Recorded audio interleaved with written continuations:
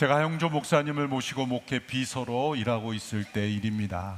하용조 목사님께서 가까이 동역하시던 목사님들과 빠른 시일 내에 미팅을 잡으라는 말씀을 주셨습니다.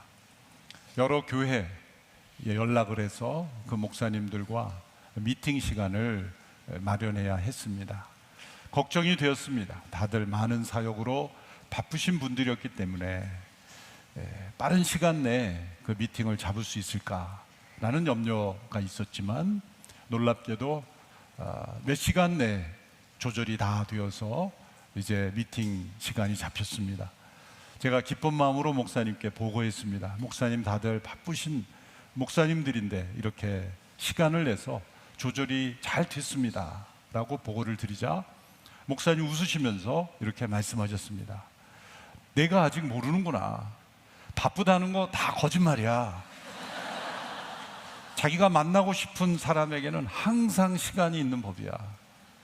바쁘다는 말은 만나고 싶지 않을 때 쓰는 변명이야. 곱씹을수록 맞는 말씀입니다. 자신이 만나고 싶은 사람에게는 없는 시간도 만들어냅니다. 이른 새벽이라도 늦은 시간이라도 기꺼이 시간을 냅니다. 그러나 만나고 싶지 않은 사람에게는 10분도 아깝게 느껴집니다. 만일 우리가 하나님과의 만남의 시간이 자꾸 미루어진다면 그것은 어쩌면 하나님이 내가 만나고 싶은 대상이 아니어서일 것입니다. 분명 시간이 없어서는 아닐 것입니다. 바쁘다는 이유는 해당되지 않습니다. 만나고 싶은 사람에게는 언제나 시간이 많은 법이기 때문입니다. 나에게 있어서 하나님과의 만남은 기다려지는 시간인가요? 아니면 피하고 싶은 시간인가요? 우리는 늘 많은 일들 속에서 많은 사람들의 호출을 받습니다. 끊임없는 메시지, 사람들의 기대. 우리의 휴대폰은 늘 알람이 울립니다. 그러한 세상과 사람들의 요구에는 즉각적으로 반응하면서도 정작 우리의 마음 속에 울려주시는 하나님의 알람 소리에는 나중에 라고 미뤄버리지는 않는지요. 세상에서 가장 많은 일들 속에 계셨던 분이 예수님의 삶이었습니다. 3년간의 짧은 공생애 동안 예수님은 하나님 나라의 복음을 증거하기 위해서 많은 병자들을 고쳐주셨고 많은 교훈을 주셔야만 했습니다. 또 제자들과 함께 공동체 생활을 하셨기에 개인적인 삶을 누릴 만한 여유도 없으셨습니다. 그런데 예수님의 삶에서 보석처럼 빛나는 장면들이 나타나는데 그것은 바로 예수님께서 한적한 곳에 가셔서 혼자 기도하셨다는 것입니다. 오늘 본 마가복음 1장 35절의 말씀입니다. 같이 한번 읽겠습니다. 시작. 매우 이른 새벽 아직 어둑어둑할 때 예수께서 일어나 외딴 곳으로 가셔서 기도하셨습니다. 이 예수님의 모습 앞에 우리의 변명은 힘을 잃게 됩니다. 이날 예수님께서 일어나신 새벽은 그 전날 밤 안락하고 편안한 침대에서 아무런 방해도 받지 않고 깊은 수면을 취하고 난 뒤의 새벽이 아니었습니다. 그 전날의 광경을 오늘 본문에서는 자세하게 설명합니다. 그것은 가버나움에 있는 베드로의 집에 온 동네 사람들이 다 모여들었다고 말합니다. 32절 33절의 말씀이죠. 그날 저녁 해진 후에 사람들이 아픈 사람들과 귀신 들린 사람들을 전부 예수께로 데려왔습니다. 온 동네 사람들이 문 앞에 모여들었습니다. 그날 저녁 해진 후에라고 하신 이유는 그날이 안식일이었기 때문에, 안식일에는 이동할 수 없고 일을 할 수 없기 때문에 일몰이 되는 안식일이 끝나는 시점까지 기다렸다가 해가 지자 사람들이 많은 병자들을 짊어지고 모여든 것입니다. 사랑하는 가족, 사랑하는 친구들을 예수님께로 인도하고자 했던 겁니다. 그 이유는 예수님께서 회당에서 귀신을 내쫓으셨고, 그리고 베드로의 장모의 병을 고쳤다는 소문이 가버나움 일대에 퍼졌기 때문입니다. 그래서 베드로의 문 앞은 인산인해를 이루었던 것입니다. 온 동네가 다 모였다라는 과장법을 쓸 만큼 수많은 사람들이 모여들었다는 겁니다. 예수님은 그 모여든 사람들 중 한 사람도 그냥 돌려보내지 않으셨습니다. 일일이 각 사람을 고쳐주신 것을 시간을 계산해 보면 저녁 해지가 진 이후부터 시작되었으니 자정이 넘어갔을 것입니다. 사랑과 긍휼이 풍성하게 임한 밤이었습니다. 많은 사람들이 회복을 경험하는 성공적인 밤이었습니다. 그러나 예수님의 육신은 피곤했을 것입니다. 우리와 동일한 육체를 입으신 분이셨기 때문에 예수님의 육체는 고갈되었을 겁니다. 그 힘이 완전히 소진되었을 것입니다. 그리고 나서 맞이한 새벽입니다. 결코 일어나기 쉽지 않은 새벽입니다. 당시 예수님의 육신의 나이는 30대 초반입니다. 30대 초반의 나이는 잠이 부족해서 잠이 안 와서 깨는 그러한 때가 아닙니다. 아무리 더 자려고 해도 잠이 오지 않는 연세가 아니죠. 새벽에 깨면 더 이상 다시 잠들지 못하는 그런 나이가 아닙니다. 저도 30대 초반을 거슬러 올라가 보면 그때 온누리교회 전임사역 한참 시작했을 때 한 목사님은 항상 모든 회의가, 지금도 그렇지만 모든 회의가 다 6시, 새벽 6시, 새벽 기도 끝난 직후에, 지금도 장로님들의 모든 회의는 6시 전후에 모이는 전통이 그때 시작이 되었죠. 30대 초반인 저는 가끔 주로 제가 애를 보는 건 아니지만 아내가 보지만 이런저런 이유로 잠이 좀 부족하면 새벽에 일어나기 힘듭니다. 회의 시간에 꾸벅꾸벅 졸았던 저의 모습을 제가 다시 한번 생각해 볼 수 있습니다. 그처럼 새벽잠, 아침잠이 많은 때입니다. 여러 가지로 볼 때 이 새벽은 일어나기 힘든 새벽이요.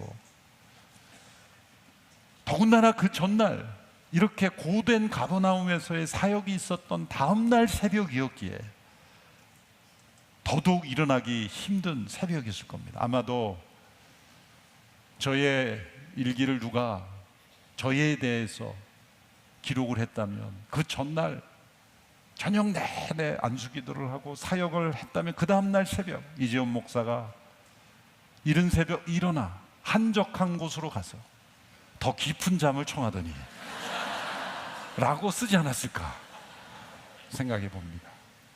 그런데 예수님은 그 새벽을 기도로 세우셨다는 것, 이것은 예수님께서 단지 하나님의 아들이셨기 때문에 가능한 일이다. 예수님은 나와 거리가 먼 사람이다. 예수님은 한 번도 피곤하지 않으셨을 것이다 라고 해석해서는 안 됩니다. 우리에게 무엇인가 보여주시려고 모델이 되어주시고 우리에게 본이 되어주시기 위해서 예수님께서 이 새벽에 깨어 기도하신 모습을 우리에게 보여주신 것입니다. 우리도 예수님이 경험하신 이런 베드로의 집 문 앞에 일어난 일들 속에 우리는 휩싸여 있습니다. 많은 일들이 우리에게 주어집니다. 그리고 때로 그 일들은 급한 일들입니다. 내가 바로바로 처리해 줘야 할 일입니다. 한 해를 되돌아보면 우리의 삶은 늘 이렇게 급한 일을 처리하느라 정작 중요한 일을 하지 못했다는 후회와 반성을 하게 됩니다. 늘 급한 일에 쫓기는 삶과 중요한 일에 집중하는 삶, 급한 일을 하지 않을 수는 없지만 그러한 일들에 우리의 삶이 휩쓸리다 보면 정말 중요하고 하나님의 부르심에 속한 일들을 내가 하지 못하는 경우가 있습니다. 그리고 어떤 때는 이게 정말 중요한 일인지 아닌지 구별하지 못하는 때도 찾아오게 됩니다. 이렇게 우리가 급한 일에 쫓기고 휩쓸리게 되는 이유가 있습니다. 그것은 바로 우리가 혼자 있지 못하기 때문입니다. 정확하게 말하자면 홀로 하나님과 대면하지 못하기 때문입니다. 우리의 삶을 분주하게 만드는 것입니다. 어디론가 도망치는 것입니다. 많은 만남과 많은 일들로 조용히 내 영혼이 홀로 하나님 앞에 서는 시간을 피하는 것입니다. 예수님께도 이러한 일들이 몰려왔습니다. 그 전날에는 많은 병자들을 고치셨죠. 그리고 그 다음 날에도 36절 37절에 보면 많은 무리가 또 예수님께로 다가왔습니다. 시몬과 그 일행들이 예수를 찾아 나섰습니다. 그들이 마침내 예수를 만나자 소리쳐 말했습니다. 모든 사람들이 선생님을 찾고 있습니다. 많은 무리들이 예수님을 찾는다는 그 메시지를 전하는 제자들의 목소리도 격앙되어 있습니다. 새벽에 일어나 보니 많은 무리들이 아침에 예수님을 찾아왔을 때 예수님이 안 계신 걸 보고 찾아 나섰다는 겁니다. 마치 사냥하듯 그렇게 추적했다는 것입니다. 그리고 예수님을 발견하고는 소리쳤다는 겁니다. 제자들이 지금 흥분했다는 겁니다. 분노하는 게 아니라 너무 좋아서 많은 무리들이 찾아오니 그 무리들로 인해서 제자들은 지금 즐거워하고 있는 겁니다. 예수님 어서 이들에게 가시죠. 이 좋은 기회를 놓치지 마십시오 라고 권하고 있는 겁니다. 이런 많은 무리들이 갈채를 보내고 찾는 것, 이것이 지도자들이 빠지기 쉬운 유혹입니다. 지도자가 마지막까지 남는 가장 큰 유혹이 바로 대중의 유혹입니다. 많은 사람들이 찾고 따른다는 그 짜릿함, 그것을 좀처럼 뿌리치기가 어려운 것입니다. 지금 문 앞에 모인 많은 무리들의 박수가 예수님의 사명, 예수님께의 인생에 있어서 가장 중요한 그 일들을 흐리게 만들 위험이 있었던 겁니다. 그러나 예수님은 그 무리들에게 휩쓸리지 않으셨습니다. 그 이유가 뭘까요? 그 비결이 무엇입니까? 그것은 바로 1장 35절에 나오는 한적한 곳에서의 기도였습니다. 앞뒤로 많은 무리들, 많은 일들이 조여오는 그 긴박한 상황 속에서 예수님이 중심을 잃지 않고 중심의 그 사명을 향해 걸어갈 수 있었던 비결, 그것은 한적한 곳에서의 하나님과 나누는 조용한 시간이었습니다. 예수님께서 공생애를 3년 사시고 육신의 나이로는 33세의 인생을 사셨습니다. 근데 십자가상에 달려 계실 때 하신 7마디 말씀 중에 한 말씀은 다 이루었다라는 말씀이었습니다. 다 이루었다는 말씀, 하나님께서 하라고 하신 일을 다 이루었다는 의미도 하지만 인간적으로 표현하면 여한이 없다라는 겁니다. 나의 인생에 있어서 난 여한이 없다. 지금 내 인생이 마감되어도 나는 만족한다는 뜻입니다. 33세의 나이에 누군가 30대 초반의 인생을 마감한다고 한다면 주변의 모든 사람들이 안타까워하지 않을까요? 더 살아야 할 인생이라고 생각하지 않을까요? 너무 아쉽다라고 그렇게 안타까워할 것입니다. 그런데 예수님께서는 나는 안타깝지 않다. 나는 내가 걸어온 나의 인생에 있어서 조금도 후회함이 없고 여한이 없다라고 고백하실 수 있었던 이유는 바로 이 한적한 곳에서의 기도의 그 비밀이 있었습니다. 이 기도가 예수님께서 이루셔야만 하는 사명에 집중할 수 있도록 붙잡아 주었기 때문입니다. 우리에게 밀려오는 많은 일들, 분주하게 다가오는 그런 일들 속에 우리의 해결책은 언제나 시간을 효율적으로 쪼개서 시간 관리를 잘하는 것, 물론 그러한 영역도 중요하겠죠. 더 열심히 일하는 것, 그것도 중요하겠죠. 그러나 그러한 대책으로는 우리의 삶이 점점 더 분주해지기 쉽습니다. 유진 피터슨이라는 목사님이 이런 분주함에 대해서 매우 날카롭고 매섭게 진단했습니다. 목회자들에 대한 책에서 바쁘다는 말은 헌신의 증거가 아니라 배신의 증거다라고 말했습니다. 그리고 자기 자신의 고백을 합니다. 내가 왜 이렇게 바쁜가라고 생각해 보니까 두 가지 이유가 있다. 첫 번째는 다른 사람들에게 내가 중요한 사람처럼 보이고 싶은 허영심 때문에 내가 분주해졌다. 두 번째는 스스로 나에게 가장 소중한 것을 결정하지 못하고 다른 사람에게 끌려가기 때문에 그것은 게으름이다. 허영심과 이 게으름 때문에 내가 분주한 것이다. 그러므로 바쁘다는 것은 헌신의 증거가 아니다. 배신의 증거이다. 라는 매우 심각한 말씀을 하셨죠. 제가 많이 받는 인사 중에 하나가 바쁘시죠? 라는 단어입니다. 그때마다 저는 이 문장이 생각이 납니다. 내가 바쁘면 나쁜 목사인데, 바쁜 아버지도 나쁜 아버지가 되기 쉽습니다. 앞으로 그런 인사를 사양하겠습니다. 안 바쁩니다. 일이 많은 것과 바쁜 것은, 분주한 것은 다르죠. 많은 일들을 하면서도 분주하지 않을 수 있다는 겁니다. 예수님께서 한가했다는 게 아니라 우리에게 밀려오는 많은 일들도 바쁘게 분주하게 하지 않을 수 있다는 것. 그것은 바로 이 한적한 곳에서의 예수님의 기도의 비밀이었다는 겁니다. 밀려드는 무리의 요구 앞에서 예수님의 답은 무엇이었습니까? 더 열심히가 아니라 물러남이었습니다. 가장 바쁘고 분주할 수 있는 삶에서 가장 목적에 합당한 삶을 살 수 있었던 비결, 그것은 바로 한적한 곳에서의 기도였다는 겁니다. 그리고 그 기도 이후에 이제 제자들은 예수님을 찾아, 예수님, 지금 많은 무리들이 예수님을 찾고 있습니다. 어서 그들에게 가시죠라는 그런 제자들의 요청에 예수님은 이렇게 대답하셨습니다. 38절의 말씀입니다. 예수께서 대답하셨습니다. 가까운 이웃 마을들에 가서도 말씀을 전파하도록 하자. 내가 이 일을 하러 왔다. 예수님은 그 무리에게로 향하지 아니하시고 다른 가까운 이웃 마을에 가서 말씀을 전파하는 일을 선택하십니다. 왜냐하면 내가 이 일을 위하여 왔기 때문이다. 예수님의 목적은 하나님 나라의 복음을 증거하는 것이지 예수님을 높이는 군중에게 도취되는 것이 아니었기 때문입니다. 예수님은 문 앞에서의 박수가 아니라 한적한 곳의 기도에서 예수님의 사명을 끊임없이 다시 세우셨던 겁니다.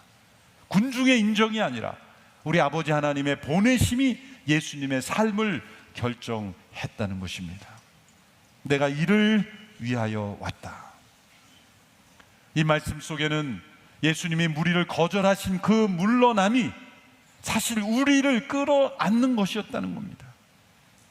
인기의 자리, 대중의 갈채에 머무르는 대신 여전히 잃어버려진 한 영혼을 찾아 복음을 전하시고 그 길의 끝에 바로 저와 여러분이 있는 것입니다. 십자가로 향하시는 그 발걸음이었습니다. 예수님이 혼자 기도하셨다는 말씀이 마가복음에 3번 나옵니다. 첫 번째가 오늘 본문이고요, 갈릴리의 사역을 행하실 때. 두 번째가 오병이의 기적을 일으키고 수많은 사람들이 예수님을 왕으로 세우려고 할 때 예수님은 물러나 한적한 곳에 가서 기도하셨고, 세 번째는 겟세마네에서 혼자 십자가를 지시기 전 기도하신 겁니다. 이것은 3번만 혼자 기도하셨다는 뜻이 아닙니다. 사역의 초기와 중기와 마지막 기간 동안에 기도하셨다는 그 모습은 그 모든 선에서, 예수님의 삶의 모든 궤적에서 한적한 곳에서의 기도가 예수님의 삶과 사명을 지탱해 주셨다는 것을 보여줍니다. 이것을 우리에게 적용해 보면, 예수님이 한적한 곳에 기도하신 것, 그것은 우리에게 적용하면 이것을 종교적 의무로, 수행으로 적용해서는 안 됩니다. 왜냐하면 우리가 그분을 찾기 전에 하나님께서 우리를 먼저 찾으신 것이 바로 예수님이시기 때문이죠. 그러므로 한적한 곳에서의 기도는 예수님께서 먼저 열어주신 기쁨입니다. 우리에게 가장 먼저, 가장 아낌없이 시간을 내어주신 분이 바로 아버지 하나님이시기 때문입니다. 우리가 아버지를 만나기 원하는 것보다 더 우리를 만나기 원하시는 분이 아버지 하나님이십니다. 우리와의 만남을 기다리고 계시는 분이십니다. 내가 만나고 싶은 사람에게는 언제나 시간이 있다는 것, 그것은 우리 하나님께 먼저 적용이 됩니다. 왜냐하면 우리에게 뭐라고 말씀하셨어요? 너희는 한 달에 한 번, 일주일에 한 번 정해진 시간에만 나에게 기도해라. 내가 바쁘니까 일이 많다 라고 말씀하셨습니까? 쉬지 말고 기도하라 라고 말씀하신 하나님은 언제나 쉬지 않고 우리와의 만남에 응해 주시는 하나님이시라는 겁니다. 그러므로 우리의 기도는 의무가 아니라 응답인 것입니다. 언제나 우리를 위해 시간을 내어주시는 그 하나님의 사랑에 기쁨으로 우리가 참여할 수 있는 것입니다. 또한 한적한 곳의 기도를 통해 우리의 삶의 우선순위가 교정될 수 있는 것입니다. 온누리교회가 오랫동안 큐티, 콰이어 타임을 강조해온 이유가 바로 여기에 있습니다.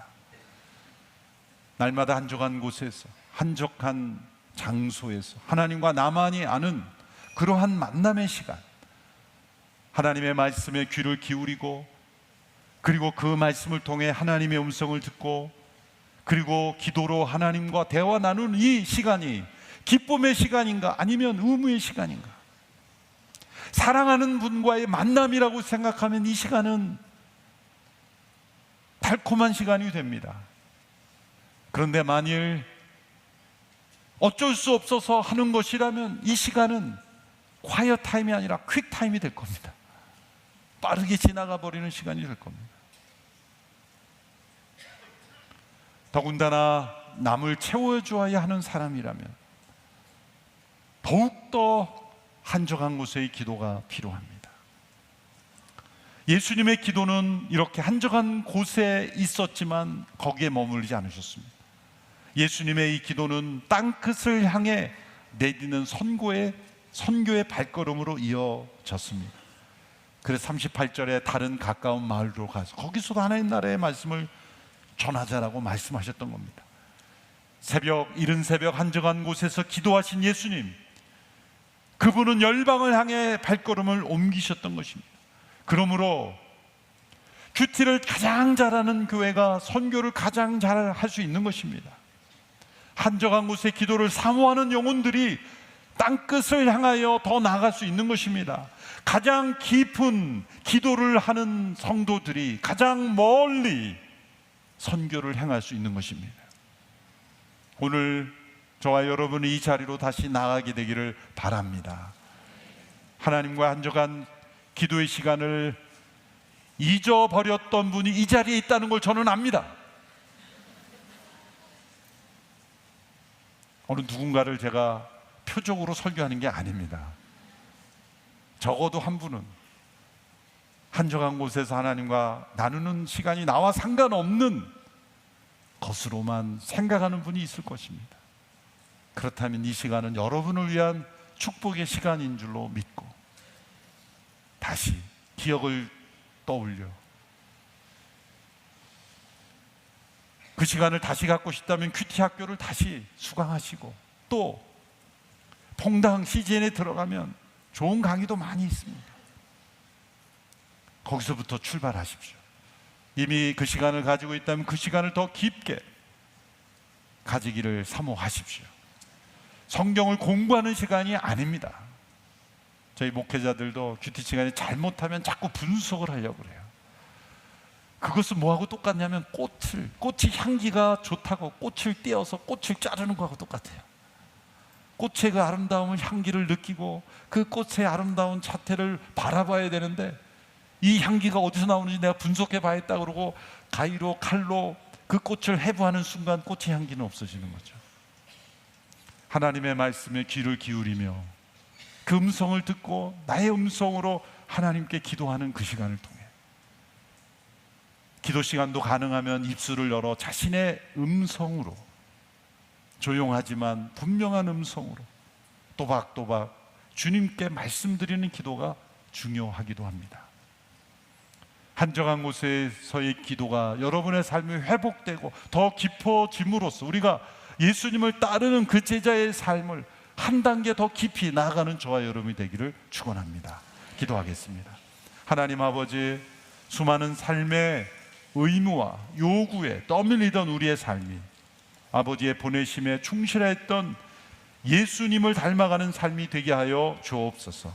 잃어버렸던 한적한 곳에서의 기도가, 큐티가 회복되고 또한 더 깊어지는 우리 모든 성도들이 다 되어서 그리스도를 따르는 제자의 삶의 걸음이 있게 하여 주옵소서. 예수님의 이름으로 기도하옵나이다. 아멘.